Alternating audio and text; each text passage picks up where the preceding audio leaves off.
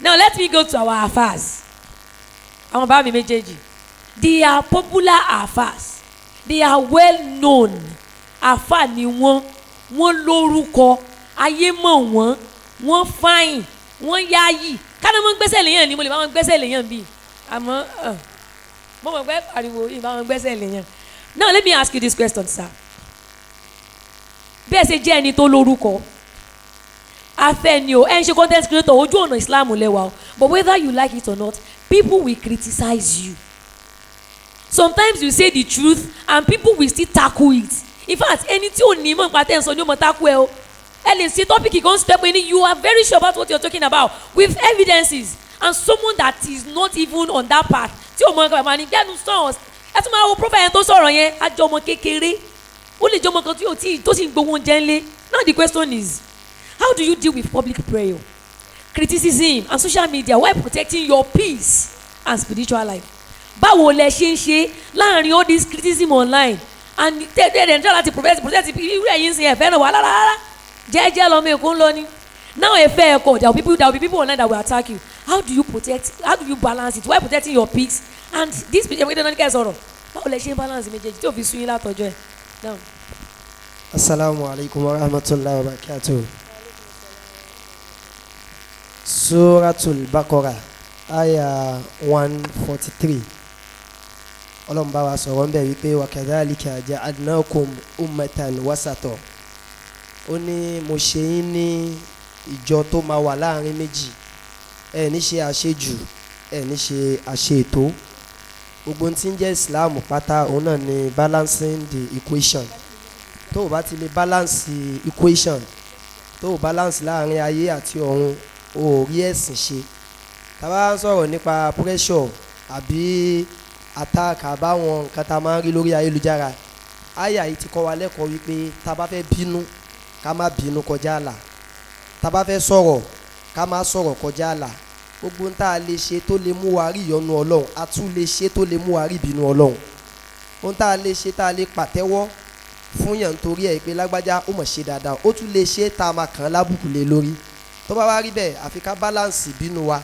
Tá bá ní wọ́n kàn wá lábùkù, wọ́n lé ànábì lóko, wọ́n kàn lẹ́yìn, ẹ̀jẹ̀ dà lórí rẹ̀, báwo ló ṣe balance ẹ̀? Níbi tó yẹ kó ti rẹ́rìn ó rẹ́rìn, níbi tó yẹ kó ti sunkún ó sunkún, níbi tó yẹ kó ti gba defeat ó gba defeat, níbi tó yẹ kó ti move on ó move on. Àfà àbí òjíṣẹ́ Ọlọ́run àbí gbajúmọ̀ tí ò bá ti lè gba defeat yóò tẹ́ kúrò lórí ayélujára ni. Ṣé Ọlọ́run kó wá pẹ̀lú gbogbo. Ẹgbọ́n ló ń tóbi inú yín dùn sáńsá yẹn yóò dáa fún mi o, ọkàn yín ó balẹ̀ tí ó pọ̀ bá mi ẹ dákun.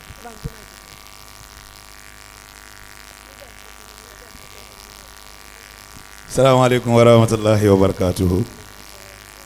My name remains Sheikh Muhammad Tawfiq Ibrahim Walad Inyas. Back to the question you asked.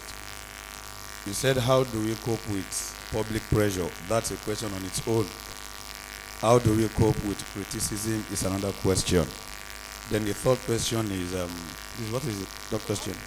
Then how do you balance the spiritual life while protecting your peace? Takbir. Well, I will just add to what my beloved brother Sheikh Al-Hariri has said. It is not an easy task to be a public figure. There is no how you do without being criticized. Most especially with the youth clerics that people see everywhere and there.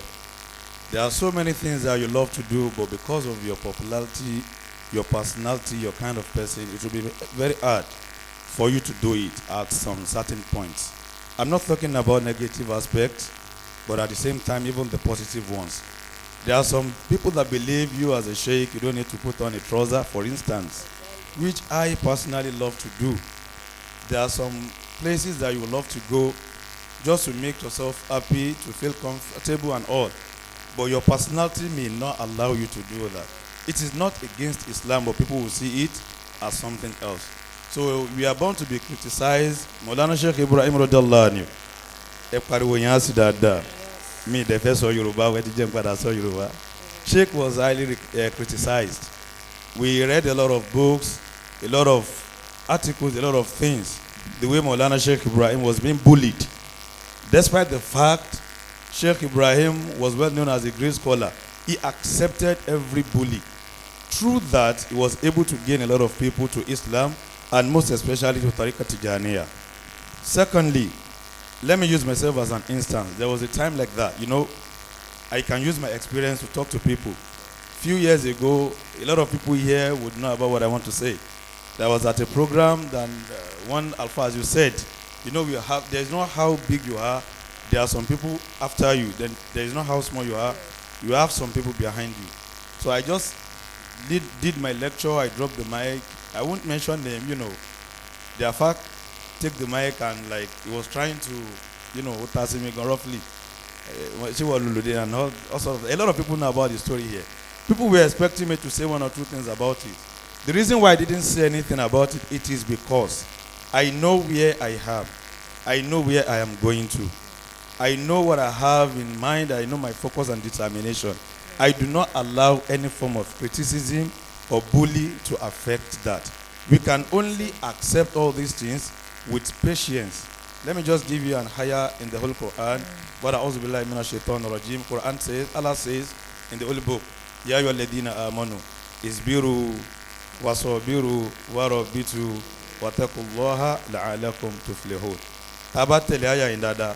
Al-Qur'ani sọ fún wa pé ká ṣe sùúrù, ká kọ́yàn ní sùúrù, ká dẹ̀ lámọ̀ mọ́ra.